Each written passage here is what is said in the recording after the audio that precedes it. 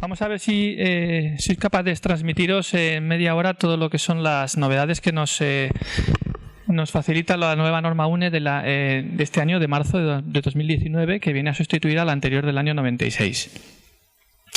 Antes de empezar, me gustaría hacer una pequeña introducción de lo que nos dice la normativa, para saber si esta norma UNE nos es de obligado cumplimiento o no lo es. Creo que sería el primer paso.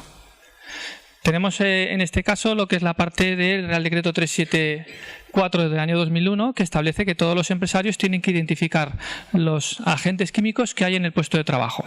Primero, la primera labor sería identificar.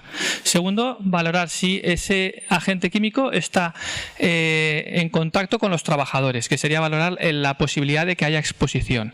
Y si la hubiere, en ese caso, tendríamos que proponer medidas preventivas y medidas de protección. Esto es lo que dicen los primeros tres artículos del artículo 3. A partir de ahí nos dice que las empresas tienen que evaluar el riesgo de exposición a agentes químicos y además esa evaluación requiere una medición. Sí que es verdad que la normativa dice que no siempre se requerirá esa medición, son casos muy específicos en los que el higienista decide que no se hace por un motivo, en este caso, que puede demostrar. Bueno, pues estamos en el apartado en el que es verdad que tenemos que evaluar y esa evaluación requiere una medición. Bueno, si seguimos un poco más adelante, en este mismo artículo, nos dice que lo que es la estrategia de muestreo, que la estrategia de muestreo vendría a ser cuántas mediciones hacemos, la duración de las mediciones, con qué soporte, dónde vamos a poner ese soporte, etcétera. Dice que si la normativa no nos dice exactamente cómo se tiene que hacer esa estrategia de muestreo, nos tenemos que ir al artículo 5.3 del Reglamento de los Servicios de Prevención. ¿Vale? Es decir, este reglamento no nos dice la estrategia de muestreo, se lo echa para afuera y nos dice que eso se vendrá derivado en normativa específica o ya directamente lo que diga el reglamento. ¿Tenemos normativa específica para mediciones? Sí. Tenemos, por ejemplo, para amianto y para sílice, una normativa muy específica de cómo se tiene que medir, que establece, o por lo menos nos deja ver cuál es la estrategia de muestreo. Por ejemplo, en sílice hay que medir durante 8 horas a un caudal determinado y además con un filtro respirable. Bueno, pues una serie de detalles que sí que nos facilitan la reglamentación. Y por otro lado tenemos el propio Real Decreto que dice que hay unos valores límite ambientales que los agentes químicos que midamos no tienen que superar. ¿Qué dice en este caso el Reglamento de los Servicios de Prevención para agentes químicos que no son específicos, como amianto, cloruro de vinilo o el sílice? Bueno, pues nos dice que en ausencia de normativa específica tendremos que seguir la lista de normas que tenemos que buscar, que sería la primera de todas, norma UNE, luego guías del INS, a partir de ahí normas internacionales y después las de reconocido prestigio. Bueno, pues ahí es donde tenemos nuestra norma UNE 689, que si seguimos todo lo que es la estructura legal que hemos ido viendo, realmente parece que sí que es de obligado cumplimiento. Y además está por encima de las guías del INS. Tened en cuenta que las guías del INS normalmente siempre se basan en normas UNE. Por eso la guía del 374, que ya está elaborada, seguramente no tardará en cambiar para adaptarse a los nuevos criterios de la nueva norma. Bueno, ya tenemos un poco lo que es el encuadre de lo que es la parte de si es obligatorio o no. Fijaros, entonces la norma UNE no aplica al amianto y al sílice. Bueno, pues si nos vamos a lo que son estrategias de muestreo, tenemos los métodos de toma de muestras del INS, que son los MTAs, que nos dicen los caudales, los soportes, etcétera. Hay normativa específica para sílice y amianto. Y luego está la norma UNE. Sin embargo, en amianto y en sílice no nos dice nada sobre el análisis estadístico que propone la norma UNE. Por lo tanto, no significa que la norma UNE no se pueda aplicar también en amianto y en sílice. Es decir, se podrá aplicar excepto con las restricciones que la propia normativa nos dice en el caso de amianto, que igual que en sílice, que las mediciones tienen que ser de jornada completa. Pero todo lo demás, la norma UNE se podría aplicar.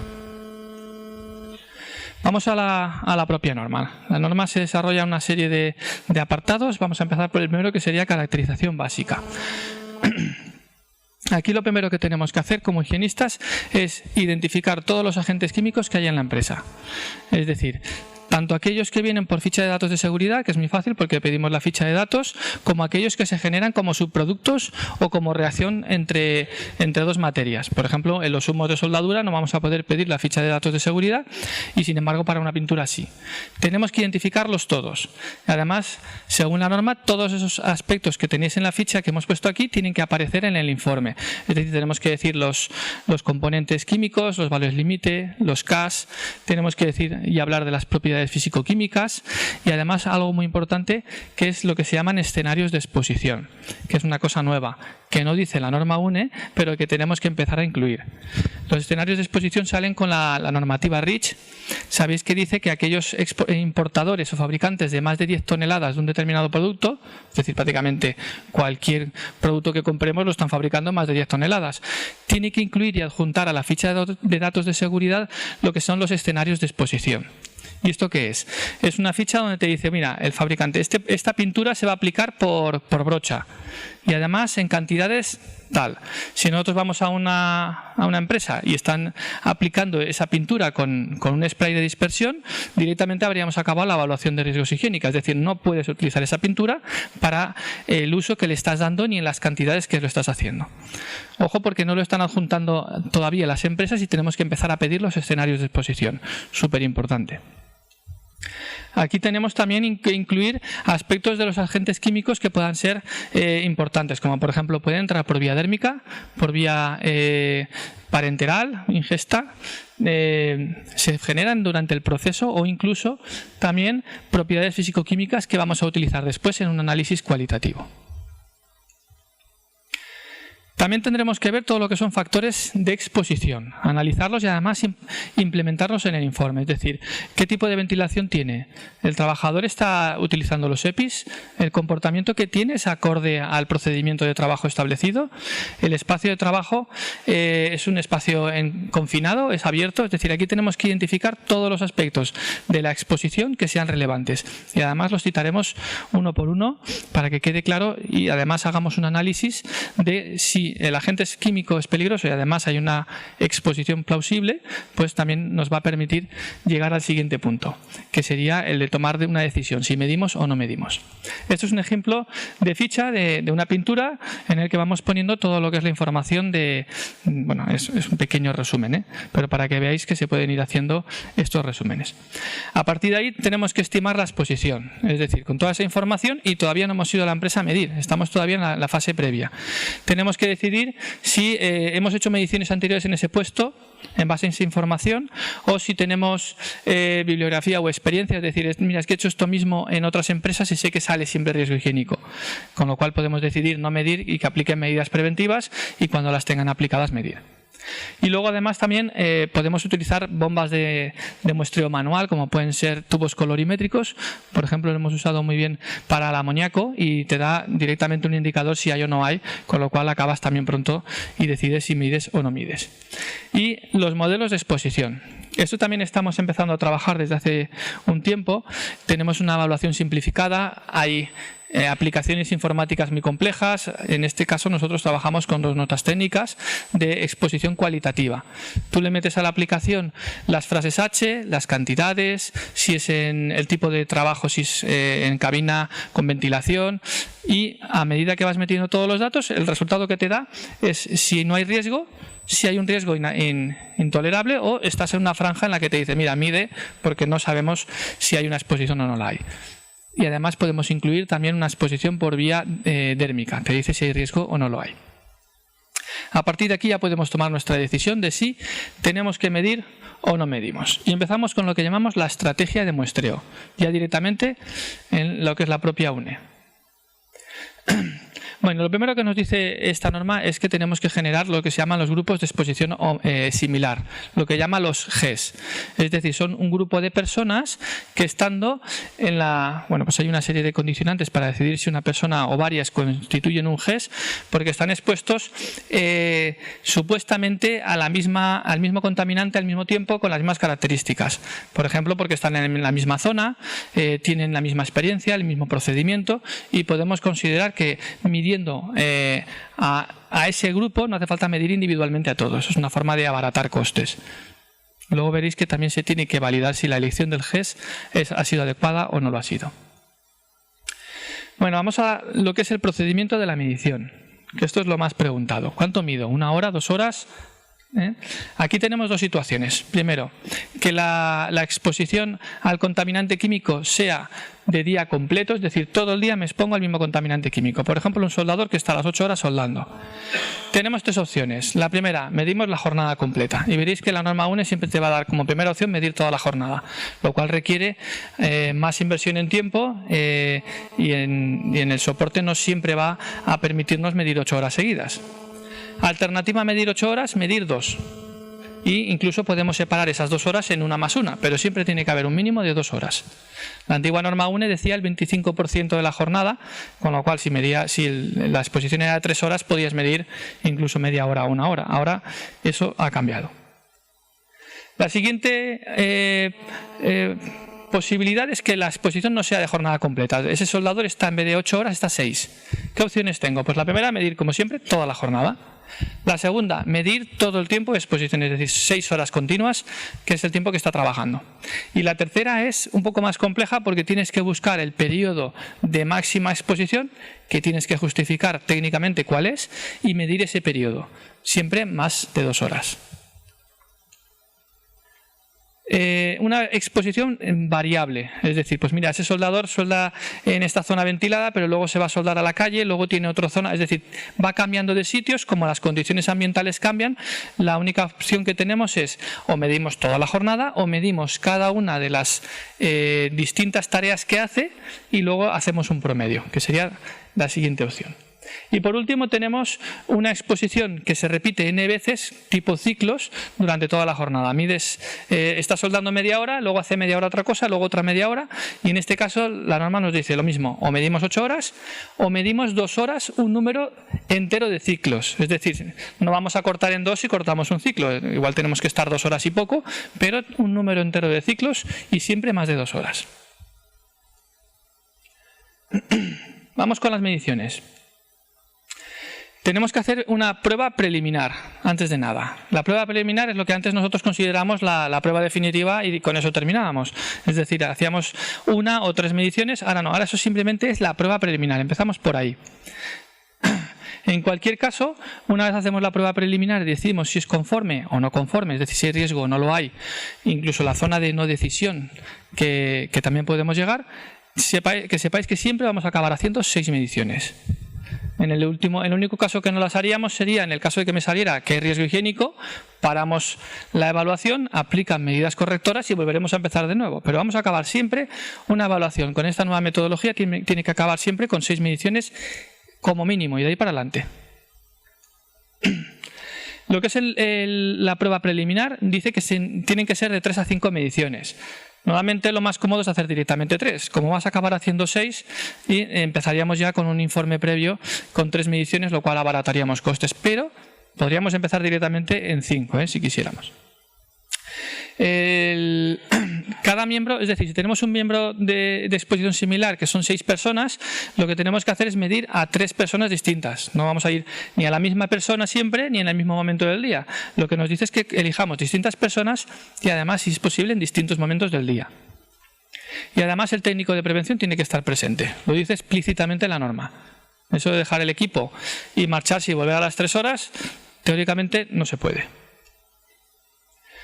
Análisis de conformidad. Lo que hacemos es calcular de esas 3 mediciones, no se saca un promedio como se hacía antes, y si el promedio estaba por debajo de 0,5, ¿os acordáis? Se sacaba la media geométrica, si está por debajo de 0,5 no hay riesgo, y entre 0,5 y 1 era no decisión. Bueno, pues ahora no se hace promedio. Lo que nos dice es, si las 3 están por debajo de 0,1 veces el valor límite de exposición ambiental, ese sería el cuadro este de aquí de la izquierda, decimos que la exposición es conforme. Si está una sola de ellas por encima de 1, da igual donde estén las otras 2, ya decimos que es no conforme.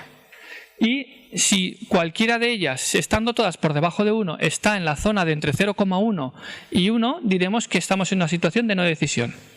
¿Lo tenéis claro? Si en vez de hacer 3 mediciones de golpe hemos hecho 4, en vez de 0,1 sería 0,15, y si hubiéramos hecho 5 mediciones de golpe sería 0,20, que es lo único que ganamos pasando de 3 a 5 en esa evaluación preliminar. Pero con que una caiga en ese campo tan grande ya tendríamos que estar en una situación de no decisión. Si llegamos a la situación de conformidad podemos parar la evaluación, es decir, no hay riesgo higiénico. La norma te dice que en ese caso, si el higienista es capaz de ver el futuro de alguna manera y saber que nunca, jamás van a cambiar las condiciones que hemos tenido iniciales, en ese caso el higienista puede decidir que para. Pero arriesgarse a decidir que nunca y jamás en el futuro van a cambiar las condiciones es un poco arriesgado. Aunque no voy a decir que no hayan ocasiones en las que podríamos llegar a esa situación, pero lo veo muy arriesgado, con lo cual, aunque nos salga conforme, vamos a seguir hasta 6 mediciones y con el plan de reevaluaciones que nos propone la norma. De alguna manera sería no conforme, paramos el proceso, bueno, medidas preventivas individuales, protección individual, hasta que ponen medidas correctoras. En el momento que hay medidas correctoras de tipo técnico o organizativo, volvemos a empezar el proceso. En los otros dos casos, no decisión o que es conforme, seguiríamos haciendo mediciones hasta 6. En el caso de que nos salga no decisión, yo haría las 3 mediciones de manera continuada, es decir, hemos hecho 3 y tengo que hacerte otras 3, pero ya, para llegar a 6 y llegar a una conclusión. Que me sale conforme, podríamos llegar hasta 6 haciendo una medición anual. Es decir, al cuarto año acabaríamos el proceso de evaluación completo con las 6. Pero si es de no decisión, tendríamos que hacerlas directamente 3 y luego otras 3. Y si alguien se ha atrevido con 5, pues 5 y luego haría una sola más. Validación de resultados y el GES. Bueno, aquí parece ya la parte más complicada, pero bueno, las partes complicadas siempre nos ayudamos con aplicaciones informáticas, con lo cual no va a ser tan difícil. Que no quita que este método no se podrá informatizar todo. Al final siempre habrá una interpretación del técnico. Lo primero que tenemos que hacer es hacer una prueba estadística para saber si se ajusta a una curva normal o a una curva logaritmo normal.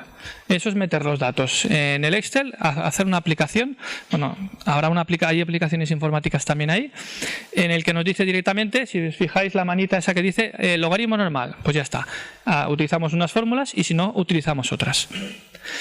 Una vez lo hemos representado ya en forma logaritmo normal, que es el gráfico que tenéis ahí, comprobamos que todos los puntitos se nos ajustan a una recta. Bueno, pues ya a partir de ahí ya tenemos una información. Nuestro grupo de exposición similar estaba bien elegido. ¿Qué pasa si nos salen 2 puntos fuera? Aquí es donde digo yo que necesitamos la interpretación del técnico, porque para ver que esos 2 puntos la aplicación te lo va a ajustar a todos los puntos y bajaría un poco la pendiente y te los ajustaría.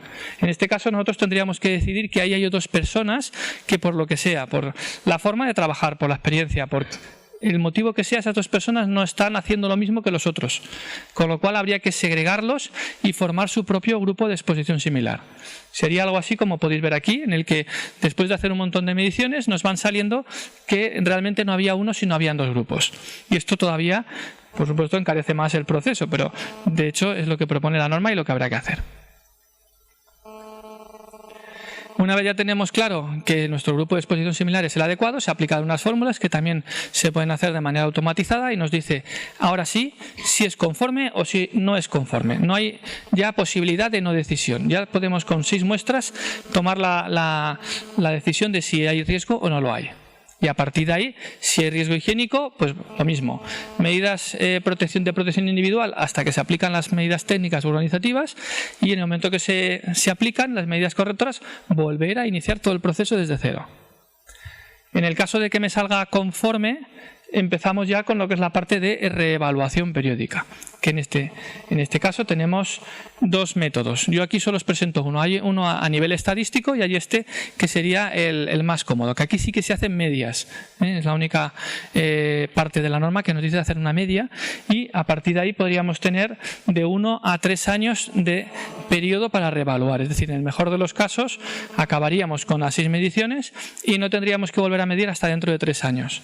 Y en el peor de los casos pues habría que medir todos los años, que sería una evaluación periódica de una única medición de revisión de lo que es lo que es la exposición que es adecuada. A medida que vamos midiendo años sucesivos, la N va pasando de 6 a 7 a 8, con lo cual el ajuste estadístico cada vez es más bueno y mejores resultados. En resumen, y para terminar, ¿qué cambios más significativos tenemos con respecto a la versión anterior con la que tenemos ahora? Por un lado tenemos, antes cabía la posibilidad de hacer una única medición que saliera por debajo de 0,1 y acabábamos el proceso. Ahora no te permite hacer una única medición, tienes que hacer como mínimo 3 en el proceso inicial y llegar hasta 6. Además, las mediciones antes eran un 25% del periodo de exposición, ahora son 2 horas como mínimo, idealmente la jornada completa. Antes le llamaba grupo de exposición homogéneo, ahora pasa a grupos de exposición similar, y el análisis estadístico que ha incorporado, que antes no estaba. Antes había una nota técnica de prevención que hablaba de n+6 y un análisis también pasaba a hacer logaritmos, pero creo que no lo gastaba prácticamente nadie. Y antes estaba el valor límite en 0,5 y ahora lo han bajado a 0,1. En resumen, se va a encarecer muchísimo lo que es las mediciones para las organizaciones y para las empresas, pero lo que es los que han diseñado la norma UNE cree que ya la madurez que hay en las empresas y en lo que es la evolución de la normativa de prevención, ya es el momento para aplicar técnicas estadísticas y basadas en la ciencia de lo que son las exposiciones de los trabajadores, porque una única medición hecha en una hora nos dé toda la exposición de toda una persona durante todo el año era demasiado arriesgado. De hecho, en ruido, cuando cambiamos también a incorporar la norma UNE, también pasamos a hacer muchas más mediciones y además a hacer un tratamiento estadístico que antes no se pedía. Es decir, cada vez vamos a ser un poco más rigurosos. Y también implica que los técnicos tendremos que estar más formados en aplicar la nueva actividad. Y además las tomas de datos van a ser muchísimo más laboriosas, por así decir, porque todo lo que es la parte inicial que antes hacíamos o no en el informe no aparecía, ahora sí que van a tener que aparecer en el informe y además tendrán que estar bien estudiadas. Con lo cual, pues vamos a mejorar.